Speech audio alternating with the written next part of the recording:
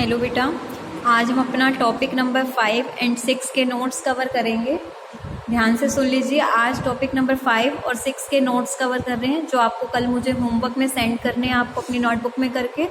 फिर हम इसके न्यूमेरिकल क्वेश्चंस करेंगे बुक में से नेक्स्ट डे, यानी कि कल। तो ध्यान से देखेंगे। इंटरेस्ट ऑन डिबेंचर्स क्या है, बहुत छोटा सा टॉपिक है और ये आज के दोनों टॉपिक ही बहुत ईजी हैं। आज आपने होमवर्क सबमिट करवा दिया सबने। प्रैक्टिकल क्वेश्चंस आपको जो करने थे, जिसने नहीं करवाया है वो जल्दी से करवा दीजिए। तो देखिए, हम शुरू से बात करते आ रहे हैं कि डिबेंचर पे इंटरेस्ट लगता है, डिबेंचर पे इंटरेस्ट लगता है। क्वेश्चन में आपको क्या गिवन होता है? Percentage debenture. तो ये जो डिबेंचर के आगे जो परसेंटेज होता है, ये आपका क्या होता है? कूपन रेट होता है। ये आपका क्या होता है? Coupon rate. यानी कि इसको हम क्या कहते हैं? Interest rate. इसको हम क्या कहते हैं? Interest rate. जो ये परसेंटेज, क्वेश्चन में कितनी भी परसेंटेज गिवन हो, कंफ्यूज मत होना। क्वेश्चन में प्रीमियम वाली परसेंटेज भी होगी, डिस्काउंट वाली भी होगी, अलग अलग तरह की होंगी। आपको इंटरेस्ट के लिए कौन सी परसेंटेज लेनी है, किस परसेंटेज पे इंटरेस्ट निकालोगे, जो डिबेंचर के आगे आपको दिया होगा। तो इंटरेस्ट ऑन डिबेंचर हमेशा कैलकुलेट होता है एक तो फेस वैल्यू पे। हमेशा ध्यान रखोगे, चाहे क्वेश्चन में प्रीमियम हो चाहे डिस्काउंट हो, इंटरेस्ट आपका हमेशा किस पे कैलकुलेट होगा? फेस वैल्यू पे। एक तो आपको ये बात ध्यान रखना है। दूसरी बात, इंटरेस्ट ऑन डिबेंचर को हम प्रॉफिट में से चार्ज करते हैं। दैट मीन्स अगर आपके बिजनेस में आपको लॉस हो रहा है, तब भी आपको डिबेंचर होल्डर को उनका इंटरेस्ट देना ही देना है। पार्टनरशिप में आपने पढ़ा था ना कि जब इंटरेस्ट ऑन कैपिटल की बात हो रही थी कि अगर हम उसको प्रॉफिट में से चार्ज करेंगे, अब जैसे इंटरेस्ट ऑन लोन था तो प्रॉफिट में से चार्ज होता था। दैट मीन्स आपको प्रॉफिट हो चाहे आपको लॉस हो, वो चीज़ आपको पे करनी ही करनी है। उसके बाद आपका क्या है? Journal entry. देखिए, अब आपको जर्नल एंट्री क्या करनी है वो ध्यान से देखेंगे। जर्नल एंट्री अच्छे से इसकी याद कर लेना। मैं आपसे सुनूंगी भी और आपका 2 दिन बाद, शायद 1 या 2 दिन बाद टेस्ट भी है आपका इस चैप्टर का। जब भी आपको क्वेश्चन में इंटरेस्ट पे करना हो, तो एक बात पहले मेरी ध्यान से समझो। आप किसी को इंटरेस्ट दे रहे हो, ठीक है? कंपनी किसी को इंटरेस्ट देगी, वो उसकी इनकम है। मानो कंपनी ने मुझे इंटरेस्ट दिया, वो मेरी इनकम है। फिर मैं अपनी कंपनी में से, गवर्नमेंट, मेरे को जो इंटरेस्ट मिला, जैसे ही मुझे इंटरेस्ट मिला, गवर्नमेंट मेरे को कहती है आपको इनकम हुई है, हमें टैक्स पे करो। गवर्नमेंट कहती है हमें टैक्स पे करो। पहले ऐसे होता था। पहले कंपनी किसको देती थी पैसा? डिबेंचर होल्डर को। फिर डिबेंचर होल्डर गवर्नमेंट को इंटरेस्ट देता था। तो ये लंबा प्रोसीजर होता था। तो गवर्नमेंट ने सीधा डायरेक्ट डील कर लिया कंपनी से कि आपने जितना भी पैसा डिबेंचर होल्डर को देना है, उसका इंटरेस्ट, उसका टैक्स आप पहले हमें दे दो। ये भी समझाऊंगी क्या है। तो इसीलिए हम टीडीएस पे करते हैं। हमें उसकी इनकम पे टैक्स, जितना भी उसका इंटरेस्ट बनता है डिबेंचर होल्डर का, हमें उसका टीडीएस भी काट के देना होता है। टैक्स डिडक्टेड एट सोर्स, यानी कि गवर्नमेंट को जो पे करना है। तो इंटरेस्ट की एंट्री क्या होती है? कंपनी के लिए ये एक्सपेंस है, इसलिए डेबिट होगा। Debenture interest account debit. ये डेबिट क्यों हुआ? कंपनी के लिए क्या है? ये एक्सपेंस। देना किसको है? देना किसको है? डिबेंचर होल्डर को। डिबेंचर, जितना पैसा डिबेंचर होल्डर का है उसको देंगे और इसमें से जितना उसने गवर्नमेंट को टैक्स देना है वो हम सीधा टीडीएस पे करेंगे। ये दोनों कंपनी की लायबिलिटी है। कंपनी को इन्हें पे करना है। जो चीज़ कंपनी को पे करनी होती है कंपनी की लायबिलिटी होती है, इसलिए क्रेडिट हुआ। डेबिट क्यों हुआ? ये कंपनी का खर्चा है। कंपनी को जिनको पे करना है वो लायबिलिटी होती है। इसकी आपकी वो क्या रहेगी? Being interest due, narration. तो आगे देखिए इसका नेक्स्ट एंट्री क्या होगी? वो एंट्री थी ड्यू की, कि हमें कितना पैसा देना है। अब पेमेंट करें अलग अलग होगी, क्योंकि ये पैसा हम डिबेंचर होल्डर को दे रहे हैं, गवर्नमेंट को। Debenture holder account debit to bank, being debenture interest paid. तीसरी एंट्री क्या होगी? TDS payable account debit to bank, TDS pay to government. तो ये ध्यान रखना कि आपकी ये 3 एंट्री रिपीट होती हैं, सेम एंट्री। क्यों? क्योंकि साल में इंटरेस्ट हाफ ईयरली बेसिस पे दिया जाता है, 2 बार दिया जाता है। तो किसी भी क्वेश्चन में अगर आप इंटरेस्ट की पेमेंट करोगे तो सेम एंट्री 2 बार होंगी, क्योंकि 6-6 महीने का होगा, अमाउंट भी सेम आएगा। सेम एंट्री 2 बार होंगी। एक क्वेश्चन में आज आप इसको करवाऊंगी, आपको पता चल जाएगा। ये तीनों एंट्री 2 बार होंगी, यानी कि आपको पेपर में 6 एंट्री करनी है। पहले 3 एंट्री, फिर 3 एंट्री। पहले 3 एंट्री मानो सितंबर की डेट पे होंगी, 30 सितंबर। बाकी 3 एंट्री होंगी 31 मार्च को, 6 महीने के बाद। ये 3 एंट्री तो सेम है, पर ये at the end of the year एक एंट्री होती है। ये एक ही बार होती है और इकट्ठी होती है। आपने मानो 6 महीने में 20,000 रुपये इंटरेस्ट दिया, अगले 6 महीने में 20,000, तो टोटल कितना हो गया 40,000। हमने क्या कहा, जो इंटरेस्ट है वो किस में से चार्ज होता है, प्रॉफिट में से, तो हमें उसे कहाँ ट्रांसफर करना होता है, प्रॉफिट में। तो statement of profit and loss account debit to debenture interest, debenture interest वहां पे डेबिट हुआ था, अब क्या हो जाएगा, क्रेडिट। क्रेडिट क्यों होगा, क्योंकि हम इसको क्या कर रहे हैं, ट्रांसफर कर रहे हैं, कहाँ पे, statement of profit and loss account में हम इसको ट्रांसफर कर रहे हैं। और इसमें ये टोटल 40,000 आएंगे, ना कि 20,000। 6 महीने का जो भी आपका फुल ईयर का टोटल इंटरेस्ट होगा आपका वो आएगा। जनरली इंटरेस्ट हमेशा 6 महीने के बाद दिया जाता है, ये कंसेप्ट मैं आपको समझा चुकी हूँ कि कंपनी, मानो इंटरेस्ट बनता है डिबेंचर होल्डर का 20,000, कंपनी इंटरेस्ट देती है डिबेंचर होल्डर को, फिर डिबेंचर होल्डर गवर्नमेंट को 2,000 रुपये क्या पे करता था, टैक्स।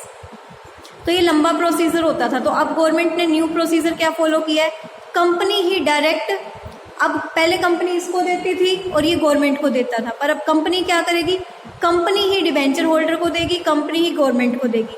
देखो कंपनी ने पहले डिबेंचर होल्डर को कितने दिए, 20,000, इसने गवर्नमेंट को दिए 2,000, तो वापस से इसके पास कितने बचे, 18,000 ही तो बचे ना। तो अब कंपनी डायरेक्ट 18,000 डिबेंचर होल्डर को दे देगी, 2,000 गवर्नमेंट को, यानी कि कंपनी ही डायरेक्ट पेमेंट कर देगी, ठीक है ना। इसीलिए इंटरेस्ट ड्यू वाली एंट्री में टीडीएस भी आता है। तो ये टॉपिक तो इतना ही था, मोस्ट इंपॉर्टेंट टॉपिक। इस टॉपिक की एक तो खास बात समझ लो, पहले क्या होता था, जो हमारा लॉस होता है डिबेंचर्स पे, हमें अपने लॉस को राइट ऑफ करना होता है। तो राइट ऑफ जो हमारा होता था पहले हम इंस्टॉलमेंट में करते थे, पर लास्ट ईयर से बुक में चेंजेस आए हैं। आपके इसमें न्यूमेरिकल भी कम हुए हैं, आपके 3 या 4 न्यूमेरिकल हैं, पहले वाली बुक में 9 है। तो पुरानी बुक में से कोई नहीं करेगा, बिकॉज वो मेथड चेंज हो चुका है। मैं आपको ग्रुप में पिक्स भेज दूंगी नई बुक की, आपको न्यू बुक में से इसके क्वेश्चन करने हैं। इसके क्वेश्चन 30 से 33, आई थिंक 4 ही क्वेश्चन हैं कुछ इसके। तो इसमें क्या है कि आपको इकट्ठा ही सारा लॉस करना है, राइट ऑफ। इंस्टॉलमेंट की जगह आपको इकट्ठा ही करना है, सीधा 1-2 एंट्री में काम हो जाएगा, वरना पहले इतने सारा लंबा प्रोसीजर रहता था, ठीक है। तो वो सब नहीं है, बल्कि ये इजी हो गया। और लास्ट ईयर इसमें चेंजेस आए हैं, तो जिस सीबीएसई ज़्यादातर जिसमें चेंजेस करती है वो वाली एंट्री जरूर ऐड कर देती है। तो रिडम्पशन वाला अगर आपका वो आता है क्वेश्चन, तो उसमें ये वाला पॉइंट भी ऐड हो जाएगा। तो आप इस चीज़ को ध्यान में रखिए। आपका टॉपिक क्या है, writing of loss on the issue of debentures. सबसे पहले आप क्या समझेंगे, loss on issue of debenture include, इसमें लॉस ऑन इशू में आपको पता है ना डिस्काउंट भी इंक्लूड होता है। डिस्काउंट वाली एंट्री आपको याद होगी ना, डिस्काउंट और लॉस को मर्ज करके हम सीधा लॉस लिखते थे। ये एक तो आपका होता है कैपिटल लॉस, आप हमेशा ध्यान रखेंगे, ये आपका क्या होता है, कैपिटल लॉस होता है। और इसको हम राइट ऑफ करते हैं in the very first year, पहले ही साल में। सपोज कीजिए आपको आने वाले 5 साल में, मतलब आप मानो 5 सालों के लिए आपने किसी को दिया, तो आप लॉस को उन्हीं 5 सालों में इंस्टॉलमेंट पे करते थे। नहीं, अब आपका जितना भी लॉस है, क्योंकि इशू के टाइम पे आपको आपका टोटल लॉस पता चल जाता है। मानो 5 सालों के लिए आपने लोन लिया था, पिछला प्रोसीजर हमारा जो था मुश्किल वाला, उसमें क्या होता था 5 सालों में हम इंस्टॉलमेंट में लॉस को रिकवर करते थे, पर नहीं, अब हम लॉस को राइट ऑफ कर देते हैं पहला ही साल, जिस साल इशू हुए हैं। तो इशू के साथ साथ ही इसकी एंट्री हो जाएगी। इसको लास्ट ईयर ये बुक में चेंज हुआ है, इशू के इसको हम एक ही बार में कर देते हैं। और किसमें इसको करने के लिए प्रोसीजर है, ये जो मैंने 1, 2, 3 नंबरिंग लिखी हुई है ना, ये प्रेफरेंस है कि पहले किसमें से करना है। अगर आपको क्वेश्चन में ये सारी चीजें दी हुई हैं, तो सबसे पहले आप अपने लॉस को रिकवर करोगे कैपिटल रिजर्व में से। कैपिटल रिजर्व में अगर पैसा कम है, फिर भी आपका लॉस रह गया, फिर आप उसको कहाँ से रिकवर करोगे, सिक्योरिटी प्रीमियम रिजर्व से। फिर भी आपका पैसा पूरा नहीं हुआ, लॉस और भी ज्यादा है, फिर आप करोगे जनरल रिजर्व से। उसके बाद अगर कुछ बैलेंस बच जाता है, तो बैलेंस को हम कहाँ डाल देंगे, statement of profit and loss account में। यानी कि बात सुनो, मानो मुझे क्लास में से पैसे इकट्ठे करने हैं बच्चों से, मेरे को चाहिए कितने रुपए, 500 रुपए, ठीक है। सपोज करो मैंने कहा मॉनिटर का राइट है पैसे देना, सबसे पहले मॉनिटर देगा। अगर मॉनिटर के देने पे भी पैसे पूरे नहीं हो रहे, तो सेकंड मॉनिटर, फिर थर्ड मॉनिटर। सपोज करो मॉनिटर या किसी भी मेरे बच्चों को कह दिया भाई पहले आपको देने पड़ेंगे, रोल नंबर वाइज ले लीजिए।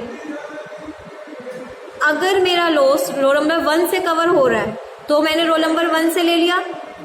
रोल नंबर 1 से लेने के बाद भी अगर वो पैसे बच जाते हैं, तो मैं रोल नंबर 2 पे जाऊंगी।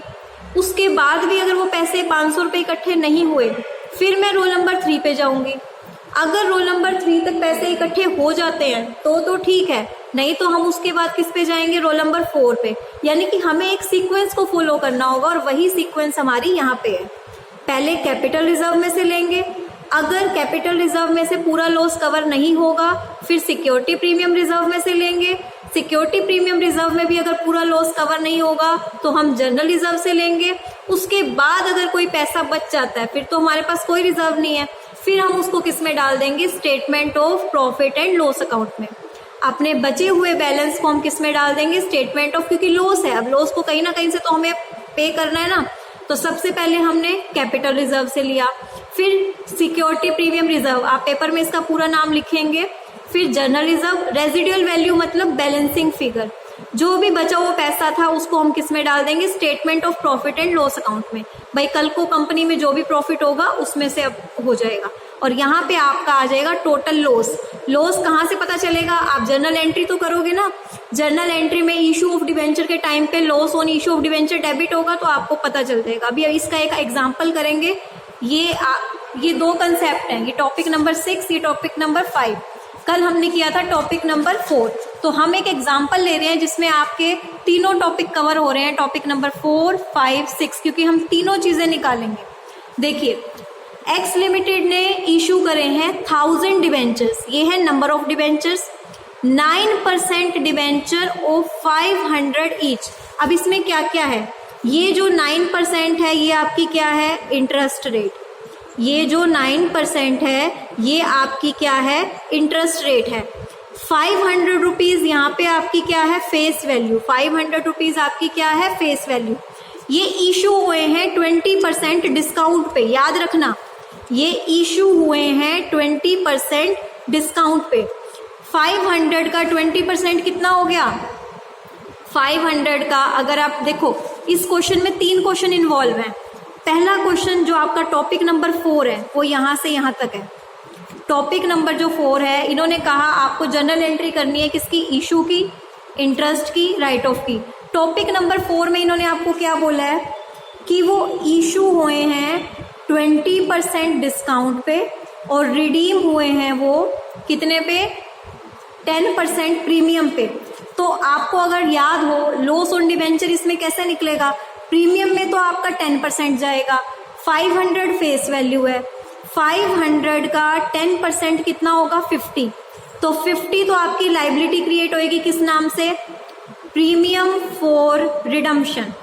20% अगर आप निकालेंगे, 20 कितना हो जाएगा आपका, 20% अगर आप निकालो, 500 का 20% आपका कितना हो गया, 100 रुपीज आपका डिस्काउंट। प्रीमियम में तो जाएगा 50 रुपीज, पर आपको पता है ना, हम डिस्काउंट और जो लॉस होता है प्रीमियम का उसको मर्ज कर देते हैं। तो लॉस ऑन डिवेंचर हमारे को इस क्वेश्चन में कितना हुआ, लॉस ऑन डिवेंचर हुआ हमें 100 + 50, 150 रुपीज का हमें लॉस ऑन डिवेंचर हुआ। तो फर्स्ट क्वेश्चन में आपकी इशू की एंट्री हो जाएंगी, अभी करेंगे भी। इंटरेस्ट जो आपका कैलकुलेट होगा वो आप कैसे करोगे, 2 बार होगा, 6 महीने का, और फेस वैल्यू पे होगा। फेस वैल्यू आपकी कितनी है, यहाँ पे आपकी फेस वैल्यू है 500 रुपये एक शेयर की है और टोटल आपके कितने हैं, 1000। तो 5 लाख रुपए आपकी फेस वैल्यू है। तो इंटरेस्ट जो लगेगा इस पे लगेगा, इंटरेस्ट रेट है 9%। ये मैं आपको इंटरेस्ट निकालना सिखा रही हूँ। इंटरेस्ट आपका है 9% और आपको 6 महीने का निकालना है, ठीक है। तो ये आ जाएगा 22,500, 22,500 आएगा आपका 6 मंथ। तो 6 महीने का 22,500 हो जाएगा। तो टोटल इंटरेस्ट आपका कितना हो जाएगा, 43,000। दोनों को 2 बार को प्लस कर देंगे, ये भी अभी हम करेंगे। अगला है writing of loss on issue. अब क्वेश्चन में आपको क्या दिया हुआ है, सिक्योरिटी प्रीमियम रिजर्व। आपका लॉस कितने का आएगा, 150 रुपए का लॉस है। 150 को आप यहाँ पे 1000 से मल्टीप्लाई करोगे। अब लॉस है 1.5 लाख का, यहाँ पे है 85,000। तो जितना पहले सिक्योरिटी प्रीमियम रिजर्व में है वहां से लॉस को राइट ऑफ करेंगे। बचा हुआ बैलेंस मैं किस में डाल दूंगी, statement of profit and loss account. तो देखो इसमें 3 क्वेश्चन है, टीडीएस भी है आपका इंटरेस्ट में, 20% टीडीएस की रेट दी हुई है। ये टॉपिक नंबर 4, इंटरेस्ट से लेके यहाँ तक की लाइन टॉपिक नंबर 5, यहाँ तक टॉपिक नंबर 6। तो एक ही क्वेश्चन में 3 टॉपिक इन्वॉल्व हैं। तो पेपर में इसी तरह के क्वेश्चन आते हैं, ध्यान रखना। एक ही के अंदर आपको 2-3 टॉपिक इन्वॉल्व करके दिए होंगे। हो सकता है इसमें आपका वो वेंडर वाला भी आ जाता कि कुछ डिवेंचर आपने वेंडर को इशू किए हैं, तो आपको एंट्रीज क्लियर होनी चाहिए। तो देखो सबसे पहला फर्स्ट केस इशू का, bank account debit to debenture application and allotment. अब यहाँ पे मैंने 400 से मल्टीप्लाई क्यों किया, क्योंकि 20% डिस्काउंट पे है। 20% डिस्काउंट आपका कितना है 100, तो यानी कि कितनी वैल्यू, फेस वैल्यू तो 500 है पर डिस्काउंट में है तो पैसा कितने का आ रहा है 500 में से 100 रुपीज़ का डिस्काउंट है तो पैसा आपको मिल रहा है कितने का 400 रुपये का। तो 400 रुपये मिल रहे हैं आपको 1000 पे, तो पैसा तो आया 4 लाख रुपए। अब अगर आपको ध्यान हो तो डिस्काउंट की एंट्री क्या होती थी, एक बार के लिए आप इसको भूल जाइए और एक बार के लिए आप इसको भूल जाइए। मैंने आपको क्या कहा था कि पहले आप अपनी नॉर्मल एंट्री करेंगे। नॉर्मल एंट्री आपकी क्या होती है, debenture application and allotment account debit to percentage debenture. Percentage debenture में मैंने आपको कहा था हमेशा पूरी फेस वैल्यू आती है। फेस वैल्यू है 500 की, 1000 ये है, 5 लाख हो गए। डिबेंचर एप्लीकेशन अलॉटमेंट में कितने हैं 4 लाख। 1 लाख रुपए आपका क्या है डिस्काउंट, 1 लाख रुपए आपका डिस्काउंट कितना है 1 लाख। पर मैंने कहा था जब रिडीम प्रीमियम पे हो रखे हों तो हम डिस्काउंट को अलग से शो नहीं करते। प्रीमियम कितना दे रहे हैं हम 50 रुपये का, मैंने आपको प्रीमियम 50 रुपये निकाल के दिखाया था ना, 10% प्रीमियम था। 50 रुपये का प्रीमियम है 50,000। अब 50,000 का ये लॉस, 50,000 का प्रीमियम वाला लॉस, 1 लाख का डिस्काउंट वाला लॉस, दोनों लॉस कंबाइन करके कितने आ गए 1.5 लाख के। फर्स्ट हो गया टॉपिक नंबर 4 आपका क्लियर। अगला है इंटरेस्ट ऑन डिबेंचर। सबसे पहले तो आपको इंटरेस्ट कैलकुलेट करना आना चाहिए। 5 लाख का 9% 6 महीने का इंटरेस्ट कितना हो गया 22,500। 22,500 पे टीडीएस लगना है 20% 4500, ठीक है। और डिबेंचर होल्डर के पास कितने आएंगे, देखो 22,500 उसका टोटल इंटरेस्ट है, जिसमें से आपका टीडीएस कितना है 4500। 4500 आपको गवर्नमेंट को देना है। इसमें से बचा हुआ पैसा किसके पास जाएगा, डिबेंचर होल्डर के पास। डिबेंचर होल्डर के पास कितना जाएगा 18,000। 22,500 में से टीडीएस को क्या कर देंगे माइनस। बस अब इसी की जर्नल एंट्री करनी है। 3 और 3 6 एंट्री होंगी और उसके बाद एक एंट्री होगी आपकी इकट्ठी, तो यहाँ पे 7 एंट्री होंगी आपकी टोटल। देखो पहली 3 entry, debenture interest account debit to debenture holder to TDS payable. जितने का इंटरेस्ट है वो डिबेंचर होल्डर को जितना देना है वो, टीडीएस जितना पे करना है वो। अब इनकी पेमेंट की एंट्री कर दो। डिबेंचर होल्डर क्रेडिट हुआ था, पे कर रहे हैं तो क्या एंट्री होगी, debenture holder account debit to bank कर दी। टीडीएस की एंट्री कर दो, debenture payable, TDS payable account debit to bank. Narration लिख लेना इन सबके नीचे की। यही 3 एंट्री सेम उठा के दोबारा करो। क्वेश्चन में आपको डेट दी होगी, अगर डेट नहीं दी होगी ना तो यहाँ 3 एंट्री के आगे आप लिख दोगे फर्स्ट 6 मंथ, फिर इसके आगे लिख दोगे नेक्स्ट 6 मंथ, भाई अगले 6 महीनों का। आप देख सकते हो ये 3 एंट्री और ये 3 एंट्री बिल्कुल सेम है। आपको क्वेश्चन में ये 6 एंट्री करनी है बिल्कुल same, 3 entry as it is उठा के दोबारा, ये पहले 6 महीने की, ये बाद वाले 6 महीने की, ठीक है। अब कितना इंटरेस्ट है 22,500 यहाँ है, 22,500 यहाँ है, टोटल कितना हो गया 45,000। 45,000 को कहाँ पे शिफ्ट करना है, मैंने कहा था ना statement of profit and loss account. Debenture interest debit था तो अब डिबेंचर इंटरेस्ट को हम क्या कर देंगे क्रेडिट, तो एट द एंड इसको ट्रांसफर करते हैं। इसकी एक ही एंट्री होती है इकट्ठी और इसको हमने कहाँ डाल दिया statement of profit and loss account में। तो ये आज का टॉपिक नंबर 5 था। इसके बाद topic number 6 writing of. Writing of की मैंने आपको क्या कहा था, एक ही एंट्री करनी है, जिसकी पुरानी बुक है वो उसमें से ना करें, उसमें बहुत बड़ा क्वेश्चन दिया हुआ है। देखो लॉस आपका निकला था इशू वाले में 1.5 लाख का। क्वेश्चन में एसपीआर सिक्योरिटी प्रीमियम रिजर्व कितना दिया हुआ है 85,000, तो रिमेनिंग कितना रह गया 1.5 लाख में से अगर आप 85,000 माइनस करोगे तो रिमेनिंग रह जाएगा 65,000। वो 65,000 पे किस में डाल देंगे आप statement of profit and loss account पे। यानी कि टॉपिक नंबर 6 की सिर्फ एक जर्नल एंट्री होनी है, तो पुरानी बुक्स में से मत देखना, वो चीज सिलेबस में से कट हो चुकी है। चैप्टर कंप्लीट हो गया है। अब बस बुक में से आपको इनके न्यूमेरिकल क्वेश्चन मुझे एक वीडियो में करवाने हैं। नेक्स्ट चैप्टर आपका रिडम्पशन का है, जिसकी हमें सिर्फ थ्योरी करनी है, जो कि 1 दिन का है, क्योंकि उसमें वैसे तो 4 मेथड है पर न्यूमेरिकल्स बुक में आपको 2 ही मेथड के दिए हुए हैं और वो दोनों मेथड डिलीट हो चुके हैं।